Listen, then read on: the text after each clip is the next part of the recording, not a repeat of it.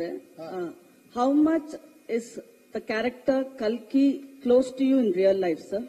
That character ಕಲ್ಕಿ ಅಂದ್ರೆ ನಾವು ಕಲ್ಕಿ ಅನ್ಕೊಂಡಿರೋದು, ನೀವು ಡಿಶುಮ್ ಅಂತ ಇದ್ದೀರಲ್ಲ, ಅದೇ ದ ಡಿಸ್ಟ್ರಾಯರ್. ಅಲ್ಲ, ಕಲ್ಕಿ ಹೆಂಗಿರುತ್ತೆ? What is your imagination about ಕಲ್ಕಿ? No, whatever you have imagined, we are What you have also seen in imagining. the Telugu film? No, that last time we spoke Nobody about knows. it, sir. No, For us- nobody knows for ಕಲ್ಕಿ us- ಆಗಿರ್ತಾರೆ ಅಂತ. ಅಲ್ಲ, ಉಪೇಂದ್ರ, ನಮ್ಮ imagination ಅಲ್ಲಿ Upendra is the ಕಲ್ಕಿ. ನೋಡಿದ್ರ, ನಿಮಗ್ ಕಲ್ಕಿ ಅನ್ಸಿದೆ ಅಂದ್ರೆ ಸೂಪರ್. ಅದು ಇದು ಕಲ್ಕಿ. Okay, how much is the character close to you in real life, sir? ಇದು ನನ್ನ ಪ್ರಕಾರ ನಿಮ್ಮ ಒಳಗೆ ಎಲ್ಲರೊಳಗಿರುವಂತ ರೆಬೆಲ್ ನೇಚರ್ ಆ ಕ್ಯಾರೆಕ್ಟರ್ ನಿಮ್ಮೊಳಗೆ ಇದೆ. ಅದು ಆಕ್ಚುಲಿ ಅದನ್ನೇ ನಾನು ಟ್ರೈ ಮಾಡ್ತೀನಿ ಅಷ್ಟೇ. ನಾನು ಅದೇ ಹೇಳಿದ್ದು, ಒಬ್ಬ ಹೀರೋ ಕತೆ ಆದಾಗ ನೀವು ಅವನ್ನ ಒಂದು ಫ್ಯಾಮಿಲಿ ಏನೋ ಪ್ರಾಬ್ಲಮ್ ಆಗುತ್ತೆ, ಒಬ್ಬ ಹೀರೋ ಬರ್ತಾನೆ, ಒಬ್ಬ ವಿಲನ್ ಹೊಡಿತಾನೆ ಅಂದಾಗ ನೀವು ಅಲ್ಲಿ ನಿಮ್ಮನ್ನು ನೀವು ನೋಡ್ಕೊಳಕ್ ಟ್ರೈ ಮಾಡ್ತೀರಾ ಅಲ್ವಾ? ಇವಂದು ಅದ್ ನಿಮ್ ಫ್ಯಾಮಿಲಿ ಅಲ್ಲದೆ ಇದ್ರು ಕೂಡ. ಬಟ್ ಇದು ಇನ್ನೂ ನಿಮ್ ಹತ್ರ ಬರೋಕ್ಕೋಸ್ಕರ ನಿಮ್ ಕತೆನೇ ಹೇಳಕ್ ಟ್ರೈ ಮಾಡಿದೀನಿ ಅಷ್ಟೇ. The director in Upendra is satisfied with UI because ನೀವೇ ಲೈಕ್ ನಾನು ನೋಡ್ಬೇಕು, ಅದಾದ್ಮೇಲೆ ನಾವು ಡಿಸೈಡ್ ಮಾಡ್ತೀವಿ ಪ್ರತಿ ಸತಿ ಡೇಟ್, ರಿಲೀಸ್ ಡೇಟ್ ಬಗ್ಗೆ. ಇಲ್ಲ, ಫೈನಲಿ ಇಸ್ ಇಟ್ ಸ್ಯಾಟಿಸ್ಫೈಡ್? ಇಲ್ಲ, ಸಾಧು ಅವರು ಯಾವಾಗ ನನಗೆ ಹೇಳ್ತಾ ಇರ್ತಾರೆ, ಮೋಸ್ಟ್ ಅನ್ಸ್ಯಾಟಿಸ್ಫೈಡ್ ಡೈರೆಕ್ಟರ್ ಇವರು ಅಂತ. ಅದು ನನಗೆ ಎಷ್ಟು ಮಾಡಿದ್ರು ಸ್ಯಾಟಿಸ್ಫ್ಯಾಕ್ಷನ್ ಆಗಲ್ಲ. ಕೊನೆಗೆ ಇವರೆಲ್ಲ ತಳ್ಳಬೇಕು, ಹಾಕಿ ಸರ್ ಸಾಕು ಸರ್ ಹೊರಡಿ ಸರ್ ಅಂತ. ಸೊ ಅದನ್ನ ಬಹಳಷ್ಟು ಮಾಡ್ಬಿಟ್ಟಿದ್ದಾರೆ ಶ್ರೀಕಾಂತ್, ನವೀನು, ಮನೋಹರ್ ಅವರು ಎಲ್ಲ. ನಾನು ಮಾಡ್ತಾನೆ ಇರ್ತೀನಿ ಅದನ್ನ. ನನಗೆ ಇನ್ನೂ ಏನೋ ಮಾಡ್ಬೇಕು ಅನ್ನಿಸ್ತಾ ಇರುತ್ತೆ. ಬಟ್ ಎಲ್ಲಾ ಡೈರೆಕ್ಟರ್ಗೂ ಇರುತ್ತದೆ ಆಕ್ಚುಲಿ, ಇಲ್ಲ ಅಂತಲ್ಲ. ಬಟ್ ಖಂಡಿತ ಅದು ನೀವೆಲ್ಲ ಖುಷಿ ಆದ್ರೆ ಅಷ್ಟೇ ನಂಗೆ ಸ್ಯಾಟಿಸ್ಫ್ಯಾಕ್ಷನ್, ಅಷ್ಟೇ, ಇನ್ನೇನಿಲ್ಲ. ಸರ್ ವಿಜಯ್ ಅಂತ ಸರ್, ನಿಮ್ಮ ಸಿನಿಮಾಗಳ ಡೈರೆಕ್ಷನ್ ಸಿನಿಮಾಗಳಲ್ಲಿ ನೋಡ್ತಾ ಹೋದಾಗ ಪೊಲಿಟಿಕಲ್ ಕನೆಕ್ಷನ್ಸ್ ನ ಕೊಡ್ತಾ ಹೋಗ್ತಾ ಇರ್ತಾರೆ ಸಿನಿಮಾದಲ್ಲಿ. ಅಂದ್ರೆ ಹೆಂಗಿರುತ್ತೆ ರಾಜಕೀಯ ವ್ಯವಸ್ಥೆ ಅಂತ. ಸೊ ಇದರಲ್ಲೂ ಕೂಡ ಆ ತರದ ಡೈಲಾಗ್ ಬರೋದ್ರಿಂದ ಈ ಏನ್ ಡಿಫ್ರೆನ್ಸ್ ಇದೆ ಸರ್ ಹಿಂದಿನ ಪೊಲಿಟಿಕಲ್ ಇದಕ್ಕೂ ಈಗ ಕೊಟ್ಟರು, ಮತ್ತೆ 2040ಗೆ ತೋರಿಸಿದ್ರಿ? ಹಾಗಾಗಿ ಅಲ್ಲಲ್ಲ, ಏನಂದ್ರೆ ನಾವೆಲ್ಲ ಏನ್ ಅನ್ಕೊಂಡಿದೀವಿ, ನಾವೆಲ್ಲ part and parcel of the system. Politics ನಮ್ಗೆ ಸಂಬಂಧ ಇಲ್ಲದೆ ಇಲ್ವೇ ಇಲ್ಲ. ನೀವು ಇಲ್ಲಿಂದ ಹೊರಗಡೆ ಹೋಗ್ತಿದ್ದಂಗೆ ಪಾಲಿಟಿಕ್ಸ್ ಸ್ಟಾರ್ಟ್ ಆಗುತ್ತೆ. ಯಾವ ರೀತಿ ನಿಮ್ಮ ಆಫೀಸಲ್ಲಿ ಆಗ್ಬೋದು, ಅಥವಾ ರೋಡಲ್ಲಿ ಆಗ್ಬೋದು, ಅಥವಾ ಇದ್ದೇ ಇರುತ್ತೆ, ಅದು ನಮಗೆ ಗೊತ್ತಿರಲ್ಲ ಅಷ್ಟೇ. ಹಂಗಂತ ಎಲ್ಲಾ ಇದ್ರಲ್ಲೂ ಕೂಡ ಪಾರ್ಟ್ ಬಂದಿರುತ್ತೆ. ಕೆಲವೆಲ್ಲ ಅದನ್ನೇ ಹೇಳ್ತೀವಿ, ಬಟ್ ಈ ಸಿನಿಮಾ ಅದಲ್ಲ. ಅದು ಅಂಡರ್ ಕರೆಂಟ್ ಅಲ್ಲಿ ಇರುತ್ತೆ ಅಷ್ಟೇ ಹೊರತು ಬೇರೆನೆ ನೋಡ್ತೀರಾ ನೀವು. ಮತ್ತೆ ಸಿನಿಮಾದ ಗ್ಲಿಮ್ಸ್ ಗಳನ್ನ ನೋಡಿದಾಗ ಸಿಜಿ ವರ್ಕ್ ಈ ಸಿನಿಮಾದಲ್ಲಿ ಪಡಿ ಹಿಂದಿನ ಸಿನಿಮಾದಲ್ಲಿ ನಿಮ್ಮ ಡೈರೆಕ್ಷನ್ ನೋಡಿದ್ರು ಇದರಲ್ಲಿ ತುಂಬಾ ಡಿಫ್ರೆಂಟ್ ಆಗಿದೆ ಅಂತ ಅನ್ಸುತ್ತೆ. ಅದರದ ಕಷ್ಟ ನಷ್ಟಗಳು ಹೇಗಿತ್ತು? ಅದಕ್ಕೆ ಇಲ್ಲಿ ನೋಡಿ, ನವೀನ್ ಅವರು ಅವರೇ ಎಲ್ಲ ಮಾಡಿರೋದು. ನವೀನ್ ಅವರು ಈ ಚಿತ್ರ ನಿಜ ಹೇಳ್ಬೇಕಂದ್ರೆ ಸುಮಾರು ಒಂದೂವರೆ ವರ್ಷದಿಂದ ಇದ್ರದ್ದು ಹಲವಾರು ಏನೇಳಿ ಇದನ್ನ ಈ ತರ ಬರ್ಬೇಕು, ಆ ತರ ಬರ್ಬೇಕು ಅಂತ ಒಂದ್ ಹೇಳ್ಬೇಕಾದ್ರೆ ಇಲ್ಲೇ ಕೂತಿಯ ನೋಡಿ ನವೀನ್ ಅಂತ. ಇದೇನಾರ ಒಂದ್ 6 ತಿಂಗಳು ಲೇಟ್ ಆಗಿದೆ, ಬಟ್ ಚೆನ್ನಾಗಿದೆನಕ್ಕೂ ಇವರೇ ಕಾರಣ, ಲೇಟ್ ಆಗಿದೆನಕ್ಕೂ ಇವರೇ ಕಾರಣ. ಯಾಕೆ ಅಂದ್ರೆ ಸ್ಯಾಟಿಸ್ಫ್ಯಾಕ್ಷನ್ ಆಗಲ್ಲ. ನನಗೆ ಎಷ್ಟೊತ್ತು ಹೇಳ್ತೀರಿ, ನೀವು ಡೈರೆಕ್ಟರ್ ಆಗಿ ಯೋಚನೆ ಮಾಡ್ಬಿಡಿ, ನೆಕ್ಸ್ಟ್ ಹೇಳ್ತೀನಿ ಸರ್ ನೀವು ಹಾಕೊಂಡು ಒಂದು ಪಿಕ್ಚರ್ ಡೈರೆಕ್ಟರ್ ಹಾಕೊಂಡು ಪಿಕ್ಚರ್ ಮಾಡ್ಬಿಡಿ. ಅವ್ರ ಒಳಗಡೆ ಒಂದಿದೆ, ಇನ್ನೋಸೆನ್ಸ್ ಖುಷಿ ಆಗುತ್ತೆ ನಿಜವಾಗ್ಲು. ಅದೊಂದ್ ರೀತಿ ನನಗೆ ಪ್ಲಸ್. ಬಟ್ ಕೆಲವು ಕಡೆ ಇರಿಟೇಟ್ ಆಗುತ್ತೆ, ಕೆಲವು ಕಡೆ ಬೈದು ಇದೀನಿ, ಜಗಳ ಆಡಿದೀನಿ ಇವ್ರ ಹತ್ರ. ನೋಡಿ, ಡೈರೆಕ್ಟರ್ ಒಂದ್ ಲೈನ್ ಹಾಕಿ ಅದನ್ನ ಒಂದ್ ಹೆಜ್ಜೆ ಮುಂದೆ ಇಡಬಾರ್ದು ನೀವು. ಯಾಕಂದ್ರೆ ಡೈರೆಕ್ಟರ್ ಅಂದ್ರೆ ಅದು ಡೈರೆಕ್ಟರ್. ಏನೇ ತಪ್ಪು ಮಾಡಿ ಸರಿ ಮಾಡಿ ಡೈರೆಕ್ಟರ್ ಅಷ್ಟೇ ಅಲ್ವಾ, ನಾನೇ ಹೊಣೆ ಅಂತ. ಆದ್ರೆ ಇವ್ರು ಸೈಡಲ್ಲಿ ಹೋಗಿ ಏನೋ ಮಾಡಿರ್ತಾರೆ. ಮತ್ತೆ ನಾನು ಒಬ್ಬ ಯಾರು ಹೇಳಿದ್ದು ಸರ್, ನವೀನ್ ಹೇಳಿದ್ರು ಸರ್, ಮತ್ತೆ ಇವ್ರಿಗೆ ಫೋನ್ ಮಾಡಿ ಏನ್ರಿ ಅಲ್ಲ ಸರ್, ನಾನು ಸುಮ್ಮನೆ ಒಂದು ಐಡಿಯಾ ಹೇಳಿದೆ ಅಂತ ಇರ್ತಾರೆ. ಬಟ್ ಏನ್ ಮಾಡೋದು, ಅವ್ರ ಒಳಗಡೆ ಡೈರೆಕ್ಟರ್ ಇದ್ದಾರೆ. ಆದಷ್ಟು ಬೇಗ ಒಂದು ಸಿನಿಮಾ ಡೈರೆಕ್ಟ್ ಮಾಡಿ. ಓಕೆ, 5 ವರ್ಷ ಮಾಡಿ ಸಿನಿಮಾನ. ಒಪ್ಪಿ ಸರ್, ಸಿನಿಮಾದಲ್ಲಿ ಪೋಸ್ಟರ್ ನೋಡಿದ್ರೆ ಸುಮಾರು 4-5 ಗೆಟಪ್ ಅಲ್ಲಿ ಬರ್ತೀರಾ. ಏನಾಗಿರ್ತೀರಾ ಒಪ್ಪಿ ಸರ್ ಅಲ್ಲಿ? ಆ ಗೆಟಪ್ಗಳು ಅವಾಗ ಬಂದೋಗುತ್ತಾ? ಅದು ಏನಾಗಿರ್ತೀರಾ ಪಾತ್ರ ನಿಮ್ಗೆ ಏನಿರುತ್ತೆ? Thanks for your curiosity. ಈ ಕ್ಯೂರಿಯಾಸಿಟಿ ಹುಟ್ಟಿಸ್ಬೇಕಂದ್ರೆ ಇಷ್ಟೆಲ್ಲ ಒದ್ದಾಟ, ಅದನ್ನೇ ಬಾಯ್ ಬಿಡಿಸ್ಬಿಡ್ಬೇಡಿ ದಯವಿಟ್ಟು. ಕ್ಯೂರಿಯಾಸಿಟಿ ಹಂಗೆ ಇಟ್ಕೊಳ್ಳಿ. ಇನ್ನೇನಿದ್ರು ಸಿನಿಮಾದಲ್ಲೇ ನೋಡ್ಬೇಕು. ನಾನು ಹೇಳ್ಬಿಟ್ಟಿದ್ದೀನಿ, ನಾನು ಒಂದು ಗ್ಲಿಮ್ಸು ತೋರಿಸಲ್ಲ ಅಂತ. ಇನ್ನೇನಿದ್ರು ನೀವೆಲ್ಲ ಸಿನಿಮಾಲೇ ನೋಡ್ತೀರಾ. ಆಮೇಲೆ ಎಲ್ಲಾ ಪೋಸ್ಟಲ್ಲೂ ಕೂಡ ಕಣ್ಣಲ್ಲಿ ಏನೋ ಒಂದು ಕಿಡಿ ಕೋಪ ಆಕ್ರೋಶ ಕಾಣಿಸ್ತಾ ಇದೆ. ಯಾರ ಮೇಲೆ ಅಂತ? ಕೋಪ ಆಕ್ರೋಶನ ಮಜಾನೂ ಇರುತ್ತೆ, ಕಾಮಿಡಿನೂ ಇರುತ್ತೆ. ಹಾಗೆ ನಾವು ಒಂದು ಪೋಸ್ಟರ್ ಆದರೂ ಇಲ್ಲಿ ನಿಮ್ಗೆ ಆಕ್ರೋಶ ತೋರಿಸ್ರೆ ನೀವು ಬರೋದು. ಸರ್ ಒಂದು ಕುತೂಹಲ, ಯಾಕಂದ್ರೆ ನಿಮ್ ಹಿಂದಿನ ಸಿನಿಮಾಗಳ ಡೈರೆಕ್ಷನ್ಸ್ ನೋಡ್ಕೊಂಡಾಗ ಈ ಸಿನಿಮಾದಲ್ಲಿ ನಿಮ್ಮ ಕಾಸ್ಟ್ಯೂಮ್ಸ್ ಗಳ ಬಗ್ಗೆ ಮಾತಾಡಿದಾಗ ಸರ್, ಕಾಸ್ಟ್ಯೂಮ್ ಡಿಸೈನರ್ ಯಾರು ಸರ್, ಮತ್ತೆ ಹೇಗೆ ಅದನ್ನ ಸೆಲೆಕ್ಟ್ ಮಾಡ್ಕೊಂಡ್ರೆ ಎಷ್ಟು ಟೈಮ್ ತಗೊಳ್ತಿದ್ರಿ ಅಂತ? ಇಲ್ಲ, ನಿಜವಾಗ್ಲೂ ಇದನ್ನ ನಾನು ಒಂದು ಲಿಸ್ಟೇ ತಗೊಂಡ್ಬರ್ತೀನಿ ಈ ಸಿನಿಮಾಲ್ ವರ್ಕ್ ಮಾಡಿರೋ ನನ್ನ ಟೀಮ್ ಬಗ್ಗೆ. ಯಾಕಂದ್ರೆ ಒಬ್ಬರ ಹೆಸರು ಬಿಡಬಾರದು.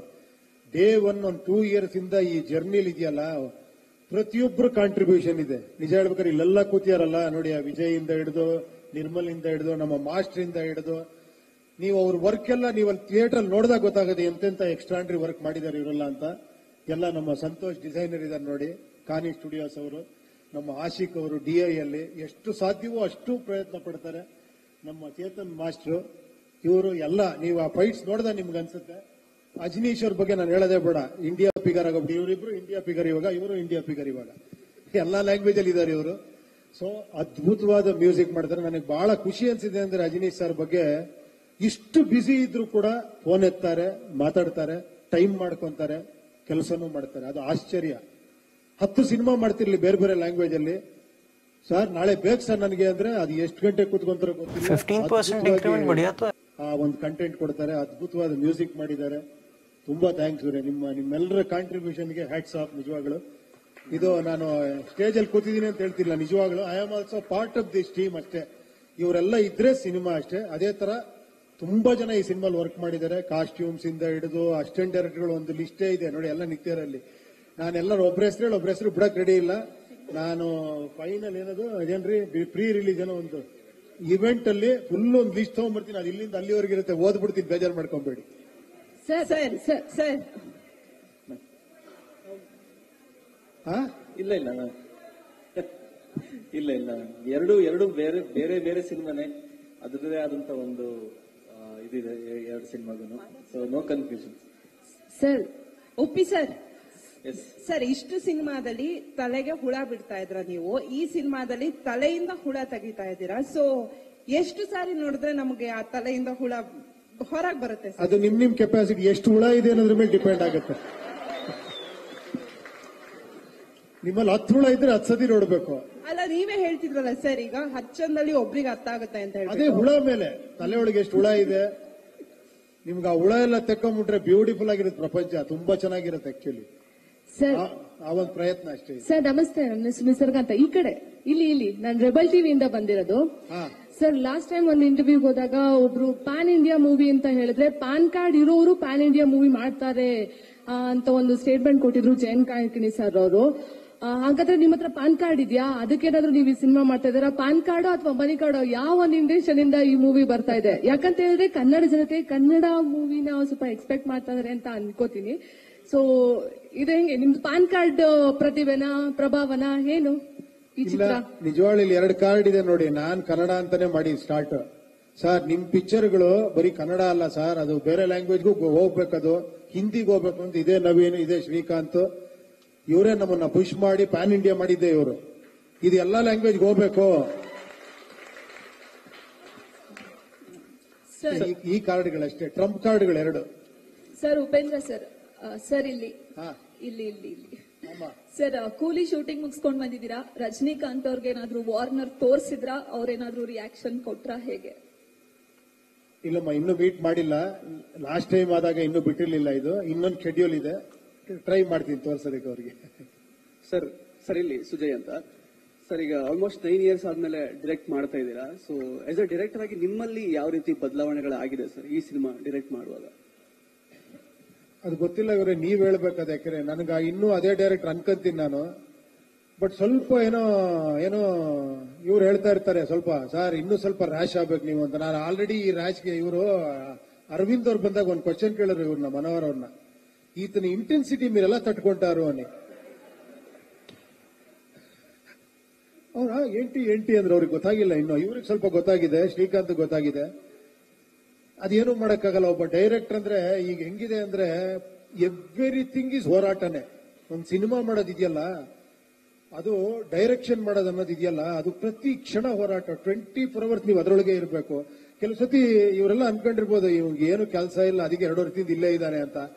ನನಗೂ ಕೆಲಸ ಇದೆ ಅನ್ಸುತ್ತೆ. ಹಿಂಗ್ ಅನ್ಕೊಂಡ್ಬಿಡ್ತಾರೆ ಅವ್ರು. ನಾನು ನೋಡ್ರೆ 9 ಗಂಟೆ ನಾ ಇರ್ತೀನಿ, ಇವ್ರು 11 ಗಂಟೆಗೆ ಬರ್ತಾರೆ. ನಾನು ಅನ್ಕೊಂತೀನಿ ನಾನು ತುಂಬಾ ಫ್ರೀ ಇದ್ದೇನೆ, ಎಲ್ಲರೂ ಬಿಸಿ ಇದ್ದಾರೆ. ಇವರೆಲ್ಲ ಸಿಕ್ಕಾಪಟ್ಟೆ ಬಿಸಿ ಇರೋರು, ನಾನೊಬ್ನೇ ತುಂಬಾ ಫ್ರೀ ಇರೋದು 2 ವರ್ಷದಿಂದ. ಇದೇ ಡೈರೆಕ್ಟರ್ ಆಗಿರೋ ಬದಲಾವಣೆ ಅಂದ್ರೆ ಸರ್ ತುಂಬಾ ವರ್ಷಗಳ ಹಿಂದೆ ಅಂದ್ರೆ ಮಂಡ್ಯದಲ್ಲಿ ಒಂದು ಪತ್ರಿಕಾಗೋಷ್ಠಿ ನಡೀತಾ ಇರುತ್ತೆ. ಅಲ್ಲಿ ಕಾಲರ್ ಎತ್ಕೊಂಡು ಒಂದು ಮಾತು ಹೇಳ್ತಾರೆ, ಈ ಡೈರೆಕ್ಟರ್ ಗ್ಲಾಮರ್ ಯಾವತ್ತೂ ಕಮ್ಮಿ ಆಗಲ್ಲ ಅಂತ. ಈ ಕಂಟೆಂಟ್ ಬಿಟ್ಟ ನಂತರದಲ್ಲಿ ಸಿಕ್ಕಾಪಟ್ಟೆ ವೈರಲ್ ಆಯ್ತು ಅದು ವಿಡಿಯೋ. ಸೊ ಜೊತೆಗೆ ಇವತ್ತು ಬೇರೆ ಇಂಡಸ್ಟ್ರಿಯಿಂದ ಈಗ ಲೋಕೇಶ್ ಕನಗರಾಜು ಒಂದಷ್ಟು ಬರ್ಕೊಂಡಿದ್ದಾರೆ ಟ್ವಿಟರ್ ನಲ್ಲಿ, ಅಂದ್ರೆ ಹೊಗಳಿಕೆ. ಅಂದ್ರೆ ಇವತ್ತು ಕಾಂಪಿಟೇಷನ್ ಡೈರೆಕ್ಟರ್ಗಳು ನಿಮ್ ಸಿನಿಮಾಗಾಗಿ ಡೈರೆಕ್ಷನ್ ಕಾಯ್ತಾ ಇರ್ತಾರೆ. ಸೊ ಆ ಜವಾಬ್ದಾರಿನ ಯಾವ ರೀತಿ ಮೇಂಟೈನ್ ಮಾಡ್ತಾರೆ, ಆ ಭಾರ ಅನ್ಸುತ್ತೆ ಹೇಗೆ ಅಂತ ಇವತ್ತಿನ ಡೈರೆಕ್ಟರ್ಸ್ ಜೊತೆ ಕಾಂಪೀಟ್ ಮಾಡುವಂತದ್ದು ಟೆಕ್ನಾಲಜಿ ವಿಚಾರದಲ್ಲಿ? ಇಲ್ಲ, ನಿಜ ಹೇಳ್ಬೇಕಾದ್ರೆ ಈ ಡೈರೆಕ್ಟರ್ ಉಳಿಸಿರೋದು ನೀವುಗಳೇ. ನಿಜವಾಗ್ಲು ಪ್ರೆಸ್ ಅವರು, ಫ್ಯಾನ್ಸ್, ಪ್ರೇಕ್ಷಕರು.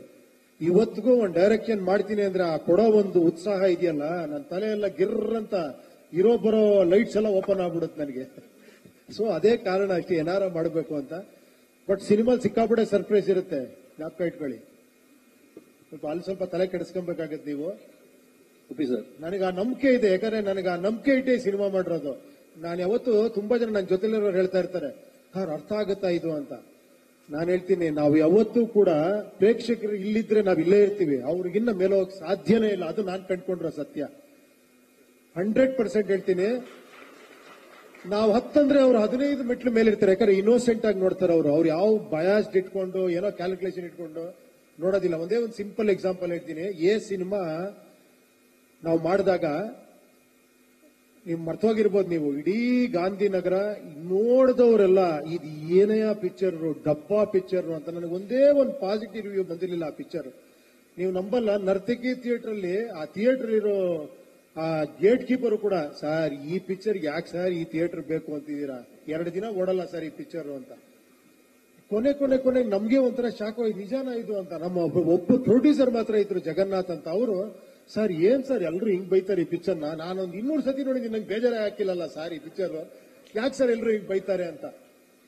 ನಂಬಲ್ಲ ನೀವು, ಫಸ್ಟ್ ಸೆನ್ಸಾರ್ ಅಲ್ಲಿ ಆಫೀಸರ್ ಎದ್ದೊಟ್ಟೋದ್ರು, this is unfit for release ಅಂದ್ಬಿಟ್ಟು ನಿಮ್ಗೆ ಯಾವ ಸರ್ಟಿಫಿಕೇಟ್ ಕೊಡಲ್ಲ ಅಂತ ಎದ್ದೋಗ್ಬಿಟ್ಟಿದ್ರು.